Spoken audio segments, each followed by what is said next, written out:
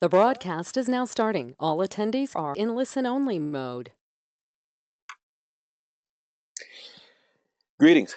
My name is John Raphael. I'm the Director of Staff Training, Director of Training. I'm sorry, I'm the Director of Educational Services at the National Alliance for the Rec Support Professionals. I'm sorry, I was just talking to a staff trainer and we were talking about being a Director of Training. But my name is again John Raphael, Director of Educational Services, National Alliance for the Rec Support Professionals. Welcome to what we know is going to be an important webinar. We have been wanting to do this topic for a very long time. And just a couple things before I introduce our presenter, Rachel. This is what we know to be a controversial topic, a topic that doesn't necessarily have an answer, but it's a subject that comes up time and again all around North America when it comes to the relationships that direct support professionals have with the people they support. And as you can see, friends or friendly. And Rachel's going to dive into that in a real, I think, academic way, but also in a practical way. And you'll see in just a few minutes. And so without further ado, um, I'd like to introduce my colleague and my friend, Rachel Jacob. Rachel is the staff development specialist at the Arc of Ulster Green in Kingston, New York, in New York State. Rachel has been in the field, however, for quite a while. She's been in the field about 8 years, starting as a direct support professional, moving into frontline supervision, and ultimately landing a role as a staff development specialist, which she does now. Rachel has an undergraduate degree in art education, which is really, really cool. But also, Rachel has just obtained a master's in public administration with a focus on healthcare. Um, she does incredible things in her organization, one of which we're very happy and proud of the work that she's done at the Arc of Ulster Green. She's led uh, many direct support professionals through the National Alliance for Direct Support Professionals National Credentialing Certification Program. And she's a huge champion of that and for that in her organization and throughout this region. She also serves as the president of an organization called the Mid-Hudson Coalition for the Development of Direct Support Practice. And again, an organization that puts at its mission the recognition and the importance of direct support professionals being recognized as that as professionals. So that's Rachel's information, and I'm gonna, without further ado, hand the controls over to Rachel Jacob, and I just can't wait to hear what you have to say. Two things before we go. There, you can pull out of your handouts. We put two handouts, two I think they're PDF files, where you can download the National Alliance for Direct Support Professionals Code of Ethics and the National Alliance for Direct Support Professionals competencies, both of which there's gonna be some discussion of today. And furthermore, remember, this is a controversial topic, and these are the opinions and viewpoints of Rachel. But nonetheless, it's a program that we had to give to our listeners. So, with that, I give you Rachel Jacob. Thank you, Rachel. Thank you, John. That was quite the introduction. So good afternoon, everyone that's tuning in. Thank you guys for taking some time out of your day to spend with us while we talk about friends or friendly, a deeper look into a difficult question and what a difficult question this is. So let's kick things off with this slide. We got a Venn diagram here with professional relationships on the left and personal relationships on the right, and that overlap in between. Are those relationships off limits where they overlap, or is that the grounds where we can create genuine friendship for both direct support professionals and the individuals with intellectual and developmental disabilities that we support? And I want to preface this whole presentation or webinar with there is really no wrong or right answer. So if you came here looking for a definitive yes or no, I'm sorry, but we're going to have to leave you with this orange, murky, gray, middle of the ground overlap. But we're going to kind of delve into it and see if we can figure out, all right, if these two boundaries or these two circles of professional and personal relationships overlap, how do we make that work for us as direct support professionals? And one way that we can focus this information is looking at the NADSP core competencies, which is our guidelines as direct support professionals to becoming really competent and proficient at our jobs. And I do say that even though I am a staff development specialist, I did start as a direct support professional, and I'm of the mindset that, once a direct support professional, you're kind of always a direct support professional. Your mindset is to help and support and assist people regardless. So Area 13 is building and maintaining friendships and relationships, and it's defined as supporting the participant in the development of friendships and relationships. So the skills DSPs need to know in order to do this, and you'll notice I'm bolding words that are really the fundamental or the key words in each statement. So the competent DSP assists the individual in needing and planning for community activities and events. The competent DSP assists the individual in needing and arranging transportation for community events. The DSP documents community activities and events. You encourage and assist the individual as needed in facilitating friendships and peer interactions. Encourages and assists the individual in needing communication with parents and family. Implements individual support regarding community activities. Provides incentive or motivation for consumer involvement in community outings. Assist the individual as needed in getting to know and interacting with their neighbors, encourages and assists the individual as needed in dating, and encourages and assists the individual as needed in communicating with social workers and financial workers. So really quite the comprehensive view of supporting someone with building and maintaining relationships. So I want to jump into talking about what does it mean to actually be a friend. And this question or this concept of friendship nowadays is pretty complicated because friendship as we define it today is different than friendship may have been defined so close as 10 years ago, because today if I want to maintain a friendship with someone, I have tons of social media outlets, access to my friends on my phone, on my computer. At any time I can, tap twice or leave a comment or give a thumbs up, and I'm maintaining my friendship. But all right, so the definition of a friendship, according to Webster definitions, it's the state of being friends, and they have a long-standing friendship. The quality or state of being friendly. Friendliness or the friendship shown to him by his coworkers as an example. So as a friend, it's one person who's attached to another by affection or esteem. For example, she's my best friend. It could be an acquaintance, which is on the outer circle of friendship. A person that is not hostile, so definitely wouldn't consider an enemy a friend unless it's maybe a frenemy. And one that is of the same nation, party, or group. For example, showbiz friends or a favored companion. So I think it's pretty clear and we can all understand what it means to be a friend. We may throw that word around possibly a little bit casually when we're talking about the people we support. They're my friend, she's my friend, etc. So there's this great quote by Miriam Kermeyer, who is a therapist and a friendship researcher, which if you didn't know, now you know, friendship research is a whole separate field of research. It's pretty fascinating.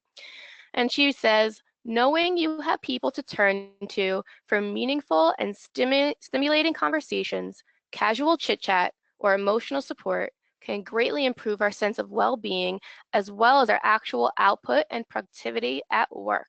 What's more, having friends can enhance the feeling that you're working towards a common goal or contributing to something bigger than yourself, which can be incredibly motivating and rewarding. And I've got our little picture there of Captain Planet and his team. And if you're not familiar with Captain Planet, it was a show in the, I believe, the early 90s. He was all about recycling, but his team gathered together, and when they came together, they were more powerful and productive and motivating as a team. When you are friends with somebody, it builds your confidence, your abilities, your skills, your knowledge. There's definitely notable benefits to having people to turn to as your friend. And the people that we support definitely need people in their corner to help encourage conversation and emotional support and a sense of physical and emotional well-being. So the more we share with people we support when we are trying to be person-centered, which is the key in all of our work, is to expose them to new experiences. So as a DSP, you're bringing your own personal experience to your job, or you should be at the least. So me coming from an art education background, I love art, I like painting, I like drawing. So when I was working with people, I would make sure that we were playing with clay, with paint, we were doing splatter painting, building mosaics, lots of different fun things that they had never been exposed to.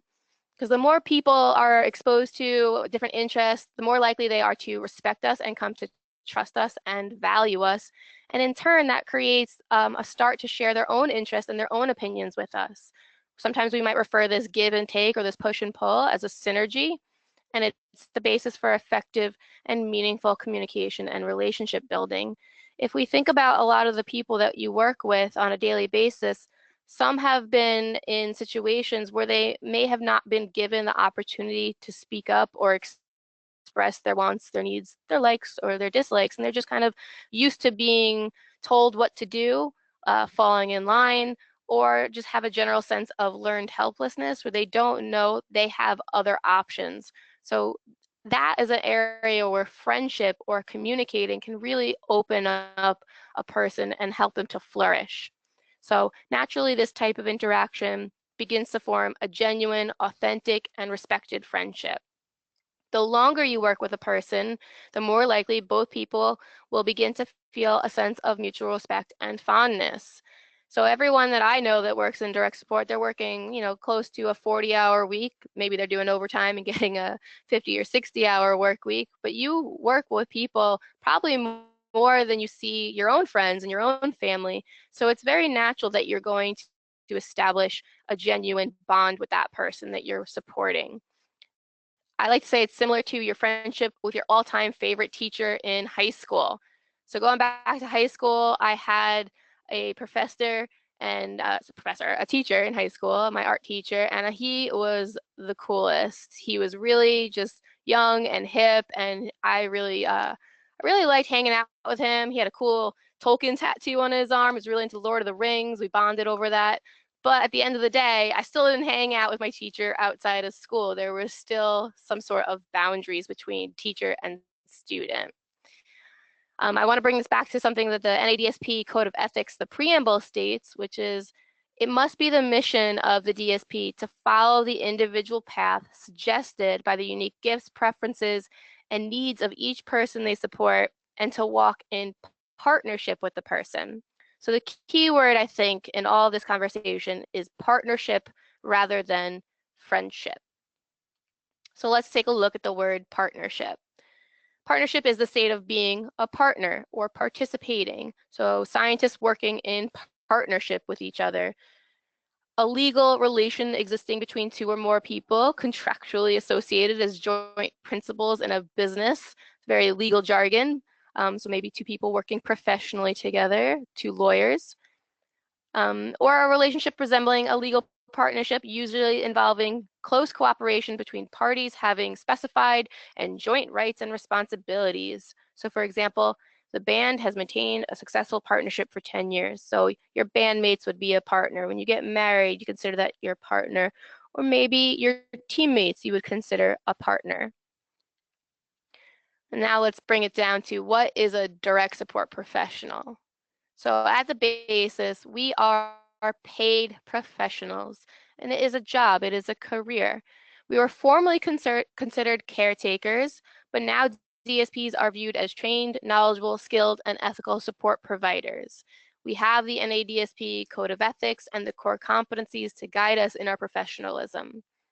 A primary purpose of the DSP is to assist people who need support to lead self-directed lives and to participate fully in our nation's communities. Last week, Dave Hingsberger just published the International Journal for Direct Support Professionals, their latest volume and issue.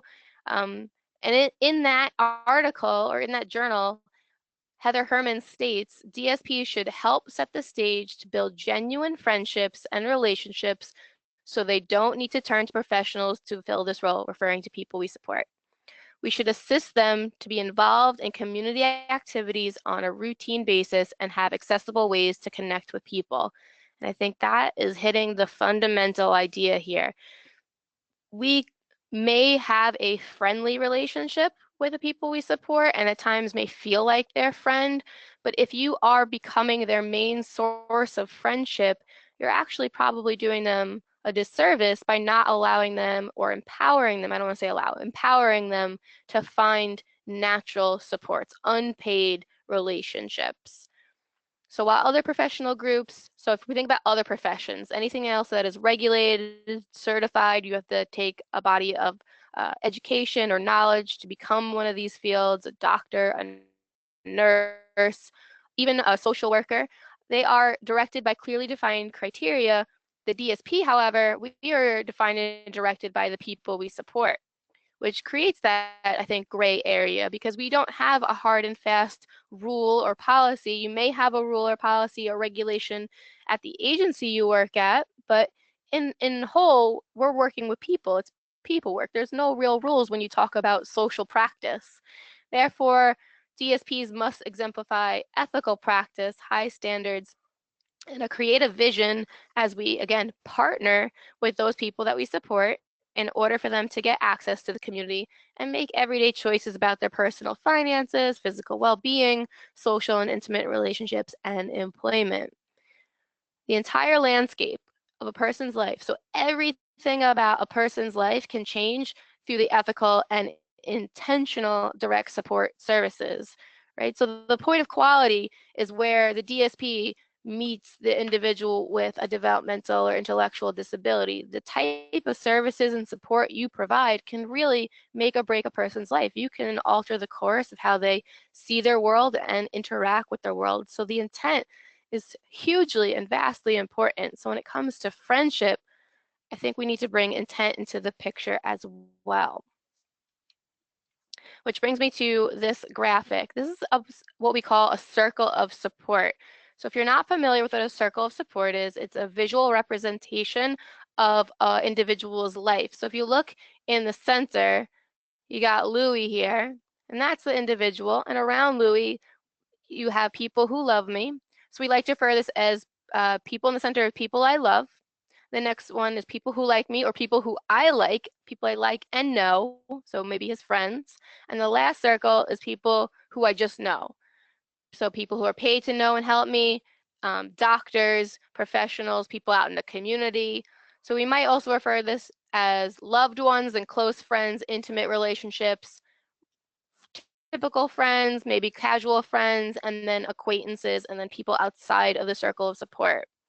So my question to everyone is, where do you think DSPs fall in the circle of support? Are we in the middle? Should we be Louis' best friend? Should we be his casual friend, people that he loves and that we love him? Or are we out on the outer edges of the circle of the support?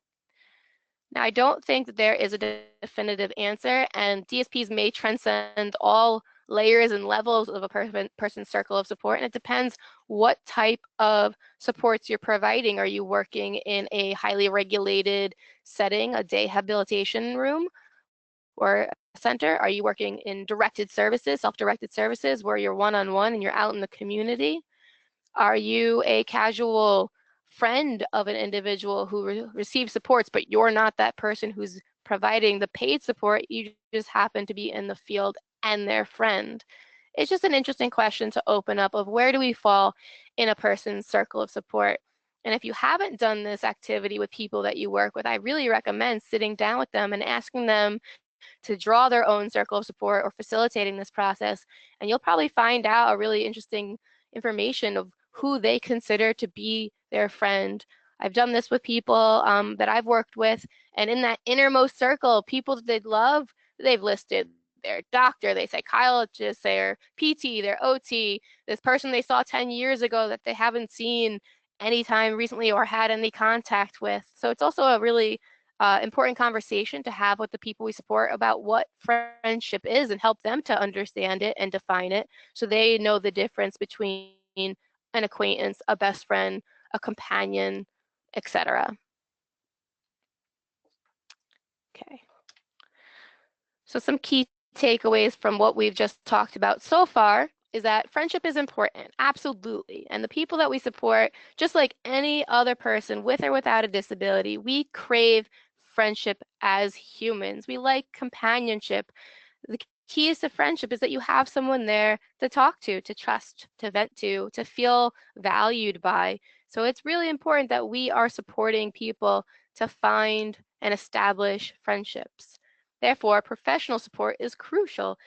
Your role as a DSP is going to be to help people learn those social skills, those communication skills, those boundary skills in order to establish those meaningful and natural relationships.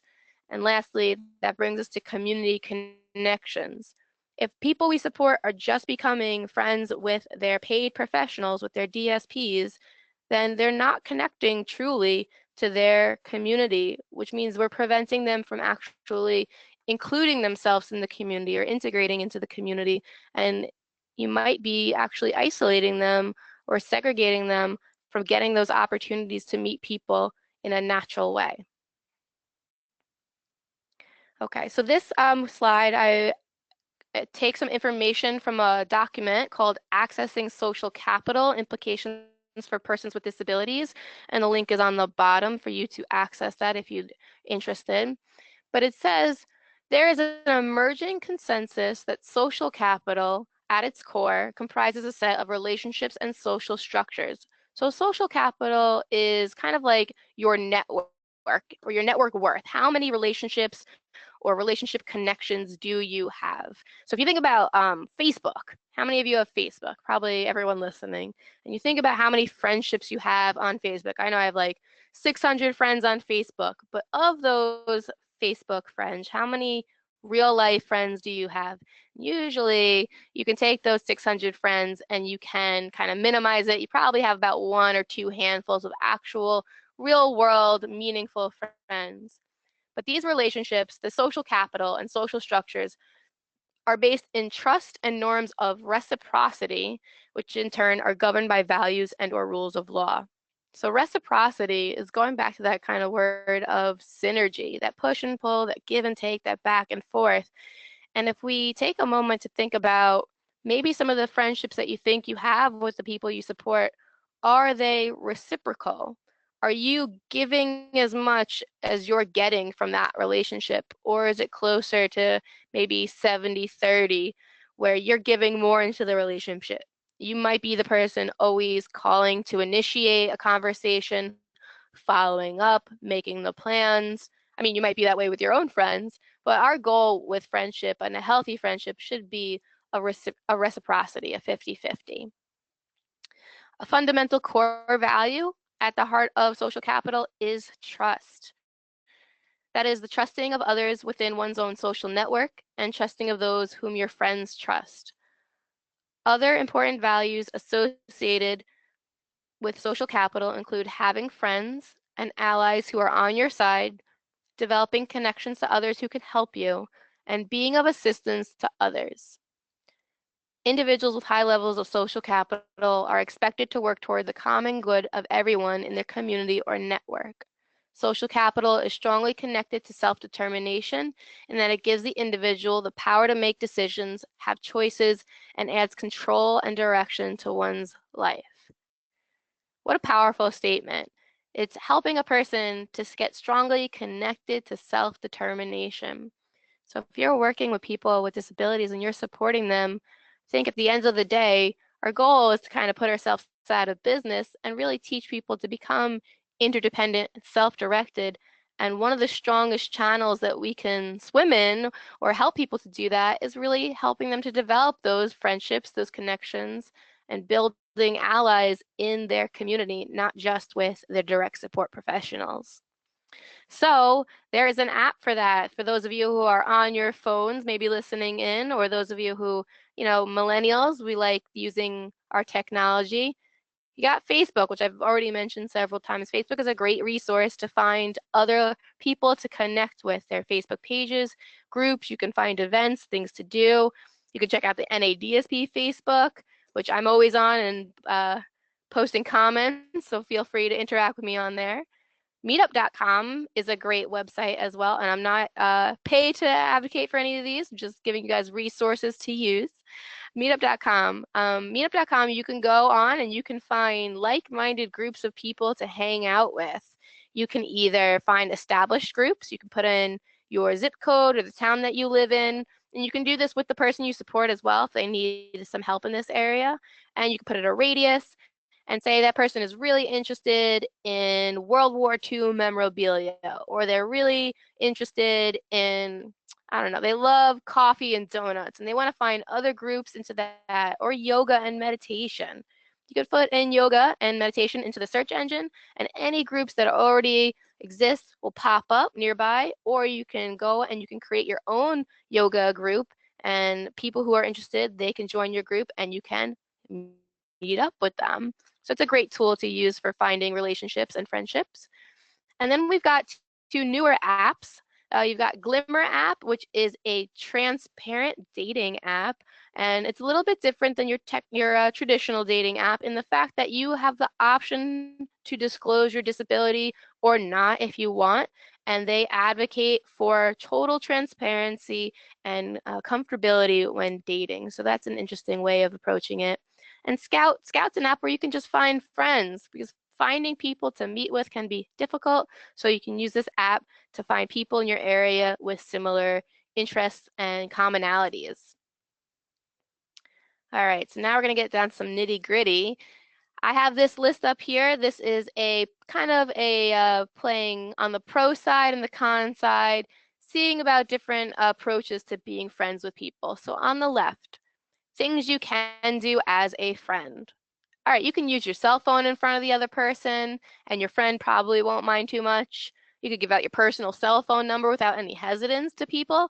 You meet someone in the bar, you meet someone out and about at the bookstore, and they seem cool, and you want to get to know each other, you might exchange cell phone numbers without any hesitance. You can post pictures of each other on social media. You can follow and friend each other, or unfollow for that matter. You can share and eat each other's foods freely in their home. I just went over to my friend's house and chowed down on some nachos. She did not say anything. You can borrow their clothing. You can have sleepovers. You can ask for a loan or borrow your friend's money. You can ask for intimate or personal advice. You can set your friend up on a date with another friend. You can talk openly about your own personal health issues. You can have sexual relationships with your friends. You can choose not to talk to a friend after a fight or hold a grudge. Not saying it's a good thing, but you have the option. You can flake or not show up if you have plans with a friend, and you won't get in trouble by any higher authority. You can use foul language, you can swear, etc. And you can have the freedom to get into an argument or altercation with a friend. Now, conversely, or on the other hand, if we look at things that you must do as a professional partner and a direct support professional, you can't use your cell phone in front of the other person, or you probably shouldn't. There's usually agency policy regarding mobile devices. Most agencies, I think, say, don't have your phone out and about while working with someone. It might be viewed as a form of neglect because you're not paying attention to that person. We have to respect HIPAA rules. So PHI, personal health information. You can't just openly talk about the individual's health issues or anything related to their health. You can't eat the food purchased by the individual or by the agency unless it's like typical mealtime. But if you're in someone's house, you're working residential support and it's 2 a.m., you're the overnight staff, you're feeling kind of hungry, it probably is going to be against agency policy for you to wander into the pantry and open up a bag of the Doritos purchased by the individual. You can't borrow their items. You can't stay as a guest at a resident's home. You can't borrow their money from a person supported. A lot of these things would be viewed as fraud or against corporate compliance policies at agencies. You got to avoid oversharing personal, intimate details for the most part with people that we support.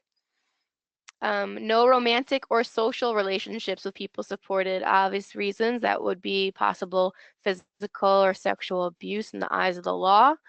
We cannot choose to ignore the person supported. So whereas you get into an argument with a friend and you want to hold a grudge and not talk to them, can't do that with a person you support. You have to come to work and remain ethical, remain objective, and refrain from imposing your own opinion. As a DSP, we are trained and taught to kind of come into situations bias free, and we are here to support a person's dream.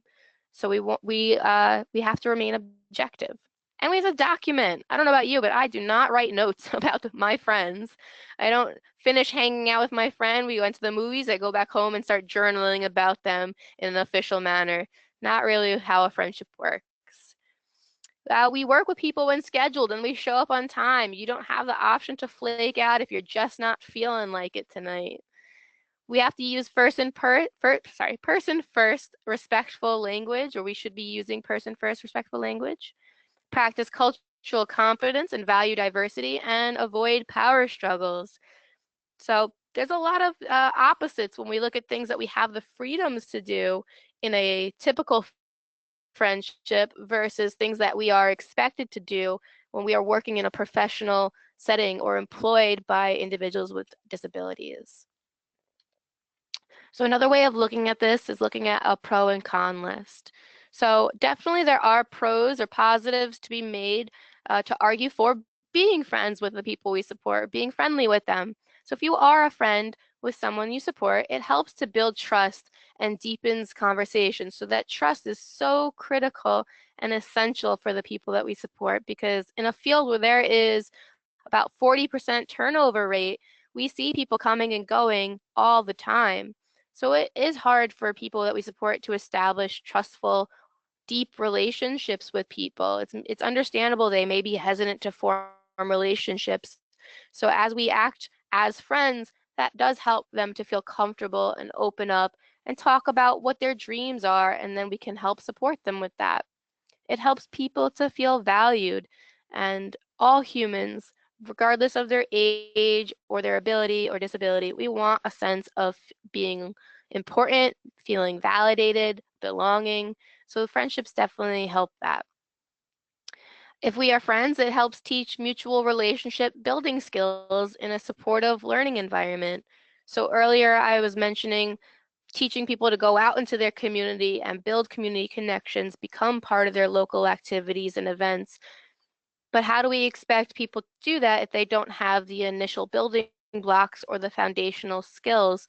So there is an argument to be made that being friends with people we support teaches them those skills that they need to learn how to do so they can do it in a safe setting or a supportive setting, and they'll then go practice those skills out in their communities.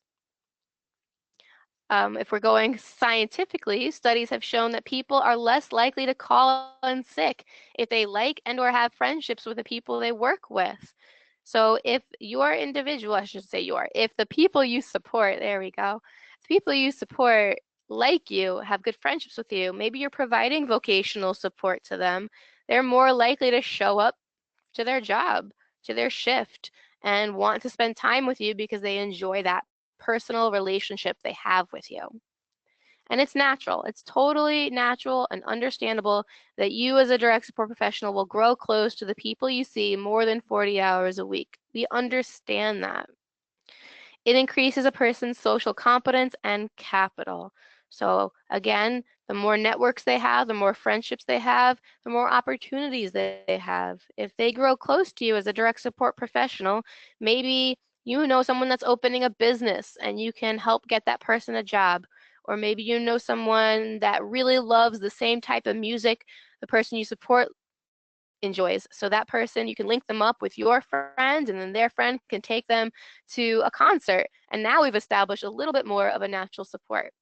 And lastly, it increases the potential for social capital and connections that provide opportunities like meaningful jobs, like I just said. On the other hand, there are some cons to becoming close or friends with the people we support. You could possibly blur the line and become too permissive, so allowing things to be seen as too friendly, which is difficult difficult sometimes when you're acting as both a friend and a professional, especially when you have rules, regulations, policies, and professional expectations of the job that maybe you wouldn't have as just someone's friend. You could possibly open up the lines for a lack of respect. So if we are too casual with each other, we're using slang language, we're calling each other pet names or nicknames, that could be a slippery slope where the person takes it too far and demonstrates a lack of respect for you as their support provider. You could accidentally become too permissive yourself, too casual, and have an abuse of power or authority and fall into that slippery slope of you need to do it because I said so, or because I'm your friend, or I know what's best. And maybe you end up giving that person your own opinion, your biased thoughts that aren't falling in line with the code of ethics. We sometimes see stalking behavior because people we support or with developmental disabilities may not inherently or naturally understand the boundaries of friendship. I worked with a gentleman one time, and we taught him that when you like someone, you give them a card. All well and good, right? Well, what he did is he went to Hallmark and he purchased a bunch of cards. He stockpiled those cards, and he didn't really write anything in the cards except he signed his name and he put his phone number. And then he carried around a backpack with all these cards in them.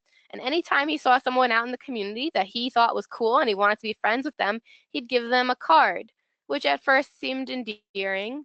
But then after a while, if he kept repeating this behavior, it turned into what was perceived as stalking behavior.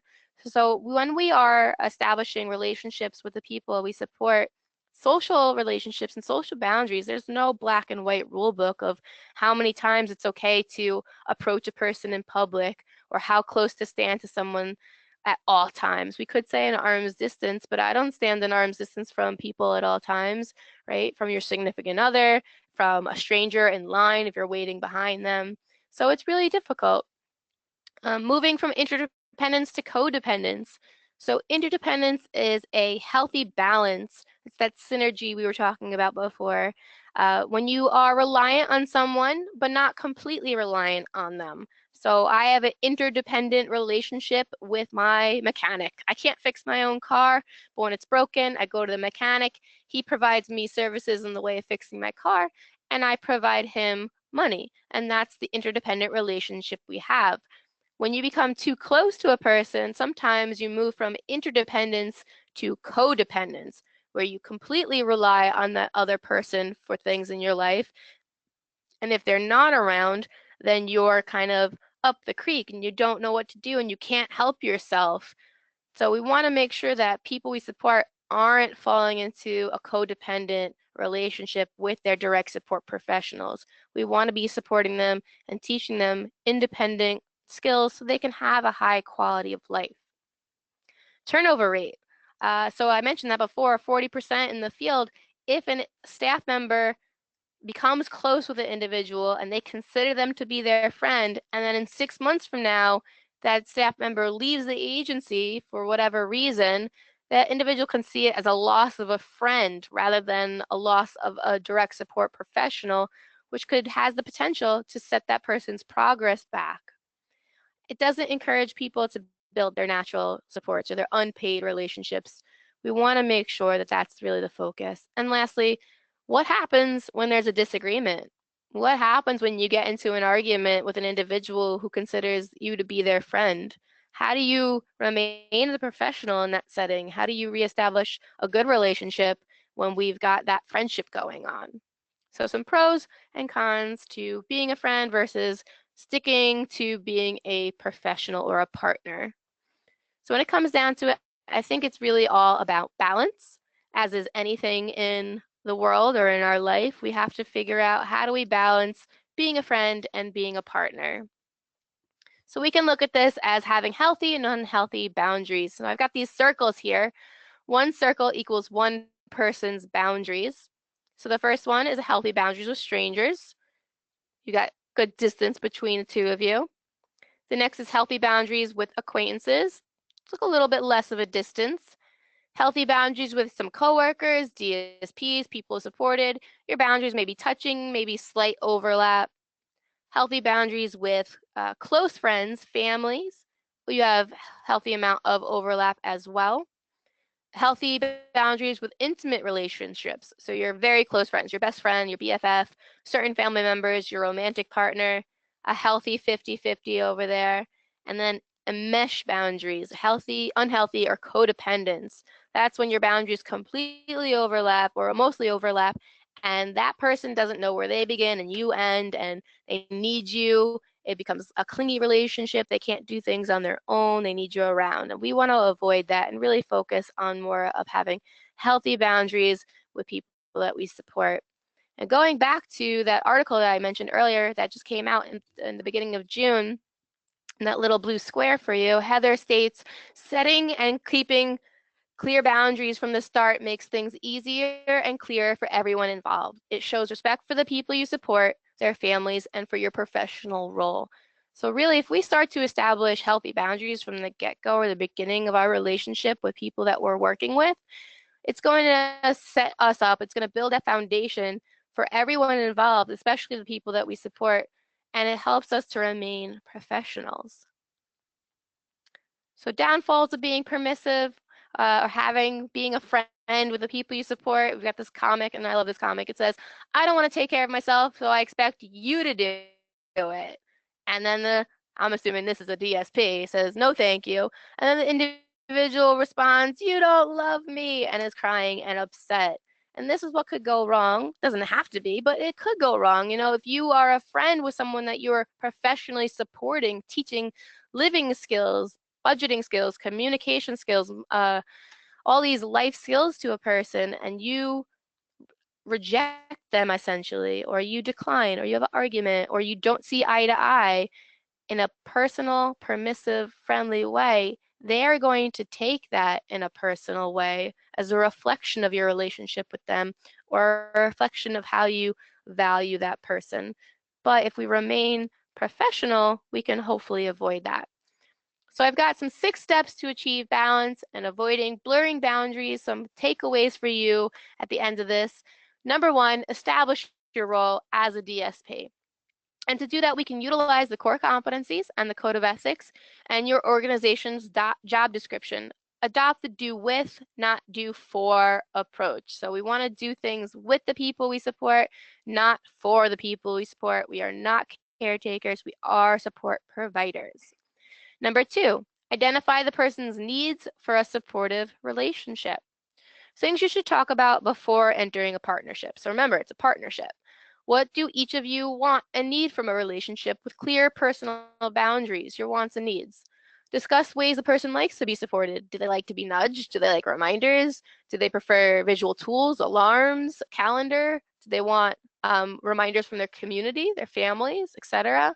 I think this is something that we don't necessarily do when we start working with a person for the first time. We just kind of go into it, we read the documentation, we learn the best approaches, and we hit the ground running without actually talking to them and discovering how best do you want to be supported so that you feel that I am working with you rather than working for you, and that I am providing you areas or providing you assistance in the areas that you need assistance in.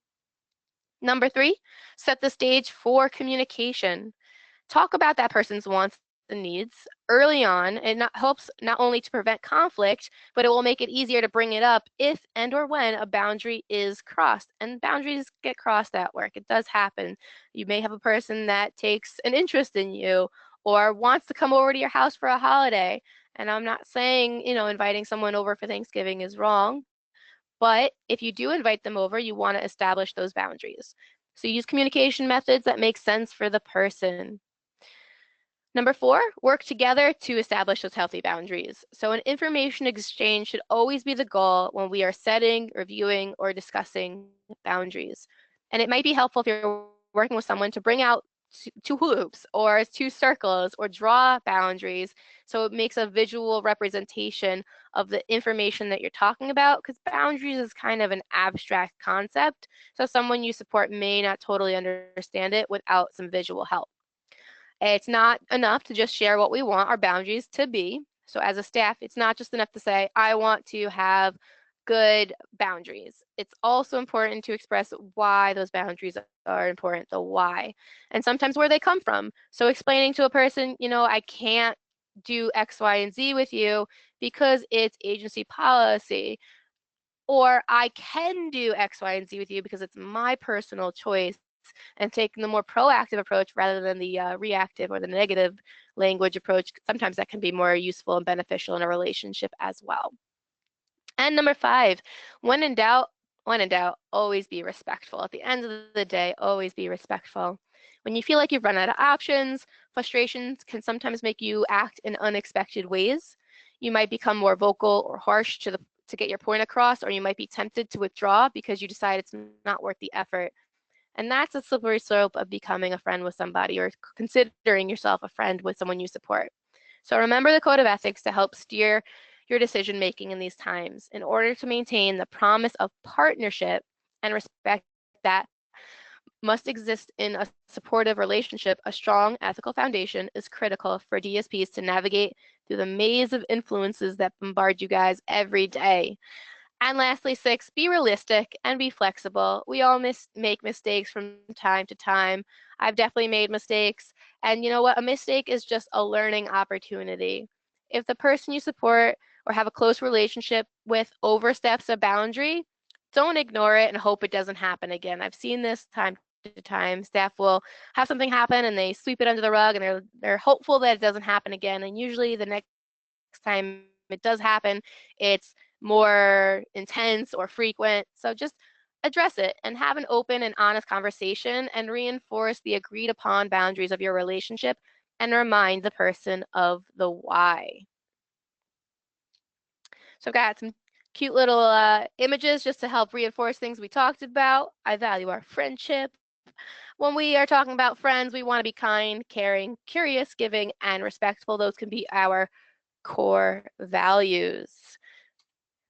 And I want to leave everyone with some other words we can use when we are describing the relationships that we have with the people we support. Number 1, right up there, is the word partner. We walk in partnership with the people we support. We can advocate with and for them, with being the key word there. We can be their confidant. They can come to us and they can vent their life's dreams, their goals, their likes, their dislikes, their secrets. We are mentors, we are teachers, we bridge the gap between information or access. We are coaches, we are guides, teachers, allies, educators, explorers. I like that one because we definitely help people explore their world, explore their interests, explore their opportunities. We are supporters, we are brokers, we are mediators, and lastly, we are collaborators. So a bunch of different words that we can use. I think we use the word friend when we are talking about the people we support. She's my friend, or I'm their friend, when really what we mean is something along the lines of the words in this list. So I will recognize the importance of maintaining reciprocal relationships, proactively facilitate relationships between the people I support, their family, and their friends.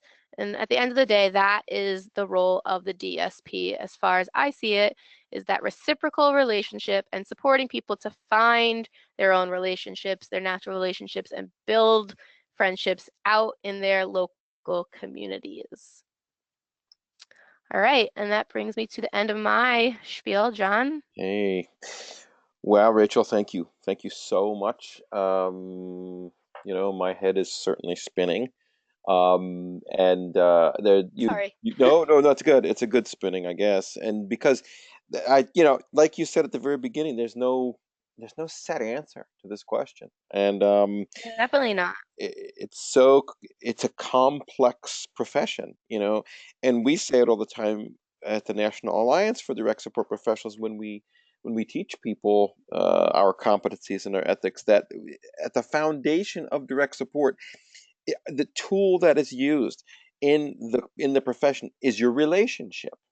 and Hmm. and as you outlined with all the material just in this past hour, I think you gave us a real clear understanding of how we need to balance aspects of our relationships. And It was jam-packed. Thank you. Um, so I got a couple. There's a couple questions, and Go for it. there's about I don't know. It's about, I don't know, 10 minutes left. If people want to write a Hmm. question in, that's great. I can't guarantee we're going to get to it. One a question is about reciprocity, right? And it's interesting. Hmm. This person talks about turnover. And the only Okay. good turnover is when people form a true and reciprocal relationship. It happens. It happens. I have worked with people and in a professional relationship and have stopped working and getting paid to support people, and I've kept an ongoing relationship with them, friendship with them, and it happens. It does happen. We can't deny it.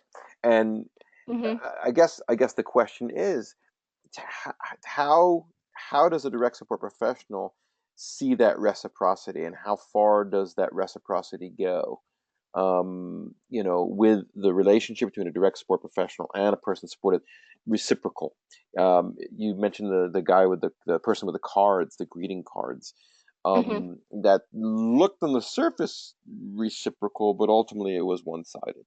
So I guess the question is, where does reciprocity come into the whole mix of relationships as a direct support professional? That's a great question. So yeah, and I definitely agree that ultimately reciprocity can only occur truly and genuinely when you're not paid to be a person's support provider and you move past that to becoming just a natural friend. And there are people that I will say I hang out with them as their friend that I used to support, that I do not work with directly. I'm not paid to work with them, but we enjoy going out to the diner and getting a meal together. And from top to bottom, we are having that planning together. There's not a support provider that's, doing that organization for that person as much as they can do it on their own. So as far as being a DSP or direct support professional and reciprocity, reciprocity is the mutual exchange or mutual benefit. So if you are a DSP and you're working with someone and you want to see a mutual benefit, I think it comes down to teaching people we support what does it mean to be a friend? How do you build and maintain a relationship? I Mhm. think a lot of our effort is teaching people building relationships. Go out there, get involved, meet people, greet people, talk to them, start conversations. But we need to refocus our efforts on, all right, now that you've done that, how do you maintain that conversation? How do you contribute to your community? How do you contribute to your friendships? We get very involved in talking about getting people out and the community contributing or them contributing to the community. It Mhm. needs to be both ways. They need to contribute to the community and the community needs to contribute back to them. And same for friendships. Mhm. Yeah, no, that's it. You've hit it on the head. Um, I like the fact that you gave a couple resources in this presentation, particularly to, how does, what do you do? How to help somebody build friendships, relationships, and when we go to social media and building social capital through social media, meetup.com and all these wonderful resources that are online that are in they're very readily available for direct support professionals to use to help people, find people in life that are of the same interest, whether it's Hmm. model trains or skydiving or I don't know, whatever. But now I'll play the devil's advocate, not even the devil's advocate. I think it's what a lot of direct support professionals worry about, and to a degree, rightfully so, especially when it comes to meeting people like online or in a situation like on Facebook or something like that. How much should a DSP monitor the possibility of exploitation that might occur?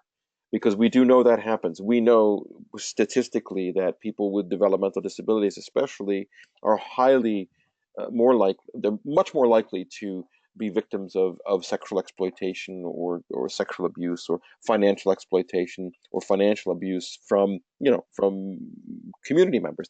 So where does it? I guess my question is, where does a direct support professional? How far do they monitor that meetup? You know what I mean? Do you have any Hmm. suggestions for that? Yeah. Again, I think that it has to come from a more proactive rather than a reactive approach. I think monitoring, the word in itself, monitoring, Hmm. I don't monitor, I don't know anyone in my life, and I don't want to monitor anyone. Even as a parent, I'm not a parent, but parents, either at some point, a parent has to back off and allow their child to take their own risks. So this comes into the concept, I think, there's twofold answers here. There's one is proactively teaching people safety, online safety, and giving them the tools they need to navigate the internet in a safe way. And it's complicated, but I would recommend reaching out to agencies that you work at. Reach out to your quality management or quality assistance departments, QM, Yep. and ask them if they have any tools to support that. Reach out to self-advocate groups because this is something that they also engage in. So Yes. one is Yeah. teaching proactive tools. And then the second really is dignity of risk, allowing a person to take those risks and meet people. I know people without disabilities that, they meet someone online and they go meet up somewhere, meet them in a public place, Hmm. have a designated person to check in on you. If Hmm. they don't hear from you in a certain amount of time, giving them an opportunity to do a little background check around that person, maybe some light internet research, if you will. But Sure. really, I think it's proactive. It's teaching a person the skills they need to be able to navigate the internet, because the internet is just an extension of the world that we live in today. And people with or without disabilities just need to learn those tools of safely interacting with strangers. Hmm. Hmm. No, that's great. Here's a question that came in, and we've got time for maybe one or two more. Um, this is interesting. And again, I will not say who this person is. Um, the agency I work for does not like that I have good relationships with the individuals and families in Hmm. self-determination. They are saying, Okay. is my job to get the agency relationships. On the topic of social media, the ladies do not use it as families do not feel it is good for them. Um, and yeah, wow, interesting. I don't know how to respond. How would you respond? I'm going to bring it back. It's going to sound really cliche, but I'm going to bring it back to the code of ethics. And the first tenet of the ethics is my first allegiance is to the person I support. Mhm. So if the ladies that you work with enjoy using social media and building relationships on there, I would advocate for them or with them and ask them why do they like it, and also ask the parents and the families and the guardians why do they dislike it, and Yeah. maybe have a open conversation. Maybe there are some preconceived notions about using Facebook to interact with people, and it definitely becomes a generational thing as well. So I would just open the conversation up between agency, individual, and family members. Mhm. Mhm. Oh, okay, that's great. That's a great response. Um, well, the reality is we do have to wrap this up, unfortunately, but I want to thank you for your time and for all the effort you put into creating, I think, a great. Um, I think it's going to lead to conversations. That's Yeah, really. this is a huge Yeah. conversation. This is really only, the gateway, first baby step of friendship. It's a huge topic. Hmm. It really is, And and I'm open if anyone wants to contact me. My email is there at the bottom, or you can reach out to me on Facebook. I am open to having further conversation about the topic of friends versus friendly. thank you. That's awesome. Um, Yes. and again, Rachel, thank you. Just a couple quick closing remarks, and we're gonna get out of here. Um, Please, these are people have asked. Do you have printouts and of the PowerPoint, and can we watch this again? Well, we don't do printouts of PowerPoints as a rule, and we encourage you uh, to watch these again. But the way to do that is to become a member of the National Alliance for Direct Support Professionals. And we this is these when they're live, they're free. But when you're a member of the NADSP, we archive every webinar that we do, and you can have access to them at your leisure. So that's the way you can watch these again. And we strongly encourage you to become a member organization or just an individual member of the NADSP. And you can find out more about that at nadsp.org. and look into membership and how to become a member. Those of you that are members, you will be able to access this webinar and the dozens of others in our archives at any given time. Take a look at our website to see the offerings of upcoming webinars. Look to Facebook, look to your e-flashes that you get if you are a member, to certainly the upcoming Let's Talk with Dave Hingsberger webinar and Heather Herman's, which I believe is on June 25th, which is a nice companion to what we talked about today. And it is a controversial topic, but one that has to be broadcast, and we're going to do that later on in the month. So Rachel, once again, thank you for your great insights and your time. Yeah, And thank you so much. you got it. And we will see you all down the road. And thank you for listening to the NADSP's webinar series.